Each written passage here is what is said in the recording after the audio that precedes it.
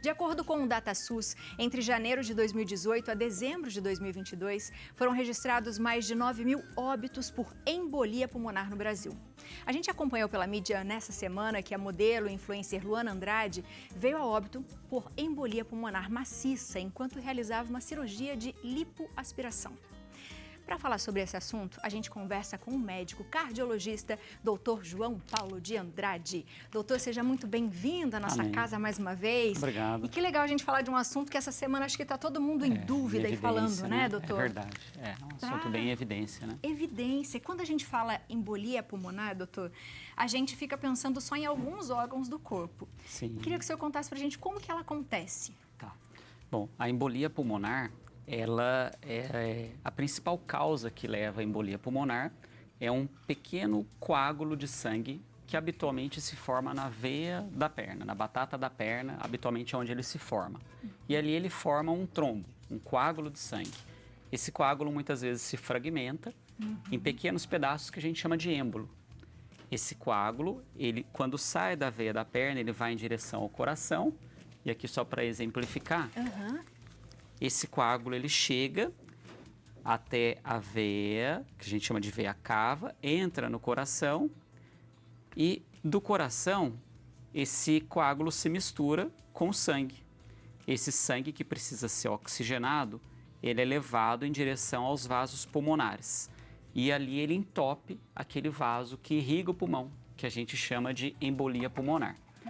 Dependendo do grau da embolia, ou seja, se esse coágulo é muito grande a ponto de entupir um ramo principal da artéria, ou são vários pequenos coágulos que entopem várias pequenas artérias, essa embolia pode ter uma expressão maior, né? O que aconteceu com a Luana, que a gente chama de embolia maciça, é quando esse coágulo é muito grande e ele entope um vaso principal da artéria do pulmão, levando a um quadro que muitas vezes é fatal. A embolia pulmonar, quando ela é maciça, na maioria das vezes o paciente evolui a óbito, mesmo estando dentro do hospital, como foi o caso dela, doutor, né? E é isso que eu ia perguntar, quando se faz uma cirurgia, por exemplo, esse risco ele é aumentado e é possível a gente identificar isso antes? Certo. Então, a embolia, a gente tem 3 grandes tipos de embolia, né? A embolia gasosa, que é a embolia dos mergulhadores, né? Por ar que penetra no vaso. A embolia venosa, que tem relação com o coágulo de sangue, que é mais comum em pacientes acamados, pacientes que fazem tratamento oncológico, ou seja, que tem algum tipo de câncer, porque o câncer aumenta os fatores de coagulação do sangue, pacientes que tiveram alguma fratura de osso longo, que permanecem acamados, obesos mórbidos. Então, a embolia por um coágulo de sangue, ela se dá sobretudo pelo sangue mais lentificado naquela veia da perna.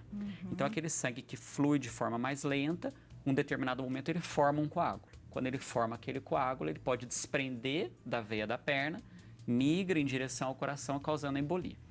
A embolia gordurosa, ela se dá por manipulações cirúrgicas, onde eventualmente há um desprendimento de microgorduras para dentro da corrente sanguínea, que podem impactar na artéria pulmonar, ou de fragmentos, microfragmentos ósseos em fraturas de ossos longos. E aí eles migram para a luz do vaso, direcionam-se para o vaso pulmonar, levando a embolia pulmonar, que, como eu disse, quando pega um ramo principal desse vaso, ela pode ser fatal. Muitas das vezes não é.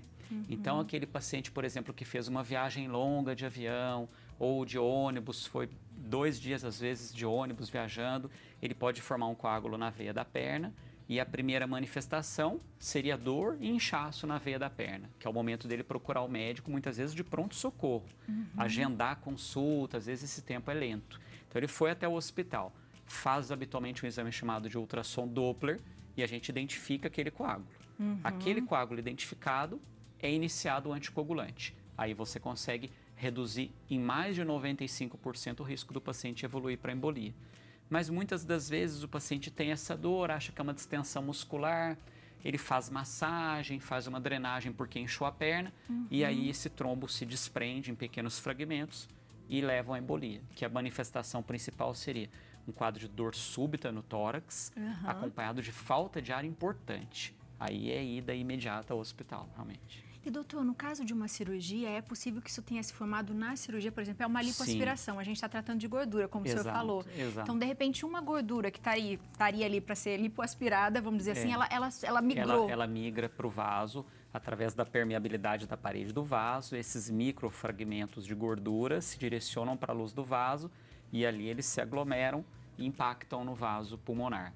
É uma situação, né, muito triste e que teve um desfecho muito ruim, né? Muitos foram mesmo estando dentro de um hospital e ainda no procedimento, né? No decorrer do procedimento. Então, é uma situação lamentável, né? E que nem sempre, nesse tipo de situação, ela é previsível, né? Então, muitas vezes o paciente faz a avaliação pré-operatória. Nessa avaliação pré-operatória, nós fazemos diversos exames de imagem, de laboratório, de eletro, inclusive um exame de sangue, que é o coagulograma, que muitas vezes, quando alterado, é um preditor eventual ou de sangramento ou de trombose, mas que ele avalia sobretudo o risco da trombose venosa causada pelo coágulo de sangue. Muitas vezes, esse tipo de embolia, que a gente chama de embolia gordurosa, ele não é previsível. Né? Ele é possível, mas nem sempre é previsível. E é por isso, doutor, que quando a gente tem acidentes, geralmente fala assim, mas a pessoa, sei lá, fraturou o fêmur, mas morreu de embolia pulmonar. Exato. É isso que acontece. Aí teriam as duas situações. Muitas vezes o paciente tem uma fratura e é um paciente idoso que muitas vezes tem um risco cirúrgico alto, ele fica acamado, não inicia o anticoagulante, forma a trombose na veia da perna, que em poucos dias desprende e vai para o pulmão, causando a embolia pulmonar, que quando é maciça, a taxa de óbito é muito alta, realmente. A gente poderia falar que também é tipo um infarto, doutor, que acontece? É semelhante a um infarto. A definição de infarto é quando há uma redução do aporte de sangue e nutrientes para um órgão. Então, a embolia pulmonar, ela pode levar a um infarto pulmonar, que pode ser muito pequeno, em alguns casos até imperceptível, e ele pode ser um infarto amplo, maciço, que a gente chama, no caso da embolia pulmonar, como uma embolia pulmonar maciça. Quanto maior o coágulo e qual maior a importância desse vaso for para o pulmão, maior o risco do paciente evoluir a óbito. Que aí ele leva a uma falência do lado direito do coração, e essa falência do lado direito leva à parada cardíaca. E aí o paciente tem que ser reanimado de imediato, né? Então, quando é um microfragmento, muitas vezes ele vai para pequenos raminhos das artérias. O paciente tem a dor, tem a falta de ar. Existem algumas situações a indicação de um trombolítico, que é um remédio que a gente usa para desfazer esse coágulo. Em algumas situações pontuais, quando é uma embolia muito expressiva, mas na maioria das vezes o tratamento é através de anticoagulante. E doutor, seria então as pessoas que são sedentárias, elas correm mais risco? Porque o senhor falou assim que é como se fosse esse trânsito lento. Exato. Se eu não estou exercitando meu corpo, não estou fazendo com que essa circulação... Acontece. A gente define, sobretudo, pacientes acamados. Né? Aquele paciente que realmente, ou ele teve um AVC e está acamado, o paciente que teve uma fratura de um osso longo de quadril ou de fêmur que não está se mexendo, é um paciente que eventualmente teve uma paraplegia. Então, aquele paciente que está acamado é o maior fator de risco. O sedentarismo aumenta N outros fatores, né? Inclusive esse sangue um pouco mais lento. Mas os fatores principais são o paciente oncológico, o paciente obeso, o paciente acamado. Esse perfil de doente é o que tem o maior risco para desenvolvimento da embolia. Ela se dá por uma tríade, que é a hipercoagulabilidade, que é o sangue mais grosso. O paciente oncológico, ele tem esse sangue, uma tendência do sangue mais grosso. A estase sanguínea, que é a situação daquele paciente que fica mais acamado. E o outro ponto está relacionado à lesão endotelial, que é quando a parede do vaso é machucada, que pode eventualmente ser numa situação de uma manipulação cirúrgica, de um trauma. Então, às vezes a paciente caiu de moto, aí a perna inchou, está escoriado, acha que é só a escoriação a causa daquele inchaço. E ali pode ter um trombo também. Então, na presença de uma dor importante na panturrilha, com um inchaço importante, é importante ir ao hospital para fazer esse ultrassom ou procurar o seu médico, que já acompanha o quanto antes, para estar fechando esse diagnóstico. Iniciado o anticoagulante, o risco desse coágulo desprender e levar a uma embolia é muito pequeno realmente. Então, hoje a gente tem drogas anticoagulantes bem modernas, de tomada única diária, que há alguns anos atrás o custo era muito alto e que hoje já reduziu bastante. Então, é possível o tratamento. E, doutor, é possível que algum remédio também faça isso? Por exemplo, deixa você mais propenso a ter? Sim, existem algumas substâncias que têm efeitos que aumentam o estado de coagulabilidade do sangue. Existem alguns remédios que fazem esse aumento da coagulabilidade. Por isso, nunca tomar remédio por conta, né? Sempre por orientação médica, de forma adequada. E a mesma coisa o uso do anticoagulante, né? Tem muita gente que fala, vou fazer um passeio de ônibus, um passeio de avião e toma o anticoagulante por conta. O anticoagulante, por afinar o sangue, ele também potencializa o risco de sangramento. Então, às vezes, o paciente toma um anticoagulante para prevenir uma trombose e acaba tendo uma hemorragia digestiva ou algum outro foco de sangramento. Então, o uso do anticoagulante mesmo de forma profilática, né, preventiva, deve ser prescrito pelo médico. Então, às vezes, o paciente, ele por conta, ele resolve tomar o anticoagulante. Isso tem que tomar bastante cuidado. Bastante cuidado. Quem vai viajar, por exemplo, e tem essa preocupação, o uso daquelas meias é uma boa, doutor? É uma boa. A meia elástica, ela diminui o risco dessa estase sanguínea dentro do voo, andar um pouco, caminhar um pouco. Quando viajar de carro, fazer pausas a cada 2 horas, sobretudo o paciente de maior idade. Então, anda um pouco, caminha um pouco, que isso estimula o fluxo de sangue e diminui essa estase, que é aquele sangue parado, que é o que predispõe à formação do coágulo na batata da perna, né? na panturrilha, né? Panturrilha. Que é o principal foco para a embolia pulmonar, é a trombose de veia de panturrilha, né?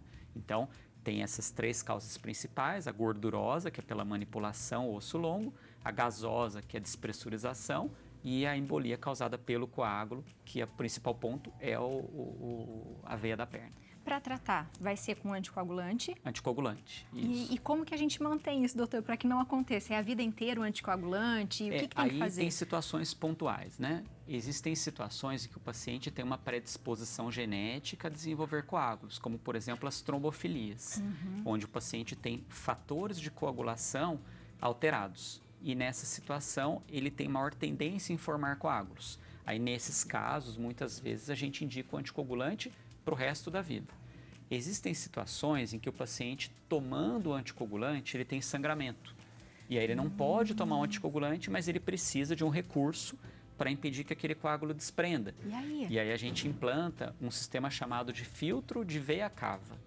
É como se fosse uma peneira em que, via cateterismo, funciona-se a veia aqui na virilha, vai até a veia cava, que fica no abdômen, e ali é instalado uma peneira dentro do vaso. Se ele forma o coágulo na batata da perna, e esse coágulo se desprende em direção ao coração, quando chegar ali, aquela peneira segura aquele coágulo, impedindo ele de ir em direção ao coração, em direção à artéria pulmonar. Então, em algumas situações, a gente indica o filtro de veia cava. O paciente que não pode tomar um anticoagulante, o paciente que já tomou em alguma outra circunstância e teve uma hemorragia, o paciente que teve uma hemorragia recente cerebral, por exemplo, e não pode ser anticoagulado. Então, em algumas situações, o anticoagulante não pode ser utilizado. Dependendo do tamanho desse trombo, a gente inicia com anticoagulante injetável dentro do hospital, para depois ir para o comprimido. Então, cada caso é uma determinada característica. Se a trombose é extensa, se ela é discreta, a altura em que a veia foi acometida, se ela é em uma perna só ou se são as duas, né? Então, são vários os fatores que a gente tem que considerar. Uau! Doutor, tem perguntinha de Instagram, isso, Léo? Exatamente, Abby. Temos uma perguntinha do Luiz. Boa tarde, doutor. Que prazer poder participar. A minha esposa teve TEP e foi internada no dia do aniversário dela, 25/11, ano passado. Ficou grave, internada por 16 dias. Hoje faz tratamento com xarelto. Não pode parar, mas está com hemorragia. A ginecologista sugeriu tirar o útero dela. Essa cirurgia pode matar? Obrigado, que Nossa Senhora abençoe sempre. Luiz, muito obrigado pela pergunta, viu? Obrigada, Luiz. O que é TP, doutor? TP é o tromboembolismo pulmonar, né? Tromboembolia pulmonar. O xarelto, que ele citou, é um dos anticoagulantes disponíveis no mercado. E como ele disse que a esposa teve um sangramento e ela precisa de um recurso para evitar a formação de novos coágulos ou desprendimento do coágulo, se esse sangramento foi relacionado ao útero e ela tem alguma doença no útero que indique uma intervenção cirúrgica, um mioma volumoso, alguma coisa do gênero, ela precisando do anticoagulante, muitas vezes ela tem que fazer a cirurgia uterina. Entretanto, como eu expliquei, existe o filtro da veia cava. Então, conversar, Luiz, com a colega que acompanha a sua esposa, da possibilidade ou do filtro da veia cava, ou avaliar a questão uterina, eventualmente uma cauterização, alguma coisa que possa minimizar o risco de sangramento. Ele perguntou se a cirurgia tem risco de vida. Todo tipo de cirurgia envolve risco, né? Quando a gente diz uma lipoaspiração de coxa, de joelho, evoluir com uma embolia pulmonar e virar óbito, é uma situação pouco frequente, entretanto, ela existe. Então, toda cirurgia tem risco. Todo procedimento tem risco. Agora, conversando com a colega, se há algum outro caminho para prevenção da embolia, né? O filtro de veia cava é uma alternativa, né? Desde que ela tenha condições clínicas favoráveis, porque é um exame que usa contraste. Então, se o rim não funciona bem, não pode ser feito. Então, tem alguns pormenores aí que a colega que acompanha vai poder indicar o melhor recurso. Doutor, por isso que é tão importante, né? Independente da cirurgia que você faça, fazer os exames do coração, né? A avaliação pré-operatória, ela é fundamental, né? Muitas vezes o paciente fala, nossa, mas é uma cirurgia de correção palpebral, precisa da avaliação cardiológica? Sim, porque ali a gente consegue quantificar risco, né? Eu digo que a avaliação cardiológica, ela não é para liberar ou para impedir um procedimento, ela é para quantificar o risco. Então, o paciente que procura e ele tem um risco acentuado no procedimento, quando ele voltar no médico que indicou o procedimento, ele vai pesar aquele risco e aquele benefício. Tem cirurgias que têm risco elevado, mas que são fundamentais, em que o benefício suplanta esse risco. E existem cirurgias que o risco supera o benefício. E aí cabe ao paciente, o médico assistente, ponderar e ver qual é o melhor caminho, né? Com certeza, doutor, o senhor é excelente, viu? Toda vez que o doutor vem aqui, a gente faz um monte de perguntas e o doutor deixa a gente com a cabeça mais limpa, assim. Volte sempre, por favor. Sempre às ordens. Que a gente tem que cuidar bastante do nosso corpo, né, doutor? Tô Principalmente do nosso coração. Com certeza. Você de casa ficou com alguma dúvida? Manda mensagem pra gente, tanto no post ali que vocês viram, pode mandar pergunta também. E se quiser entrar em contato com o doutor, João Paulo Andrade, 1981@yahoo.com. Muito obrigada, doutor, Disponha. mais uma vez. Ótimo final de semana. Igualmente.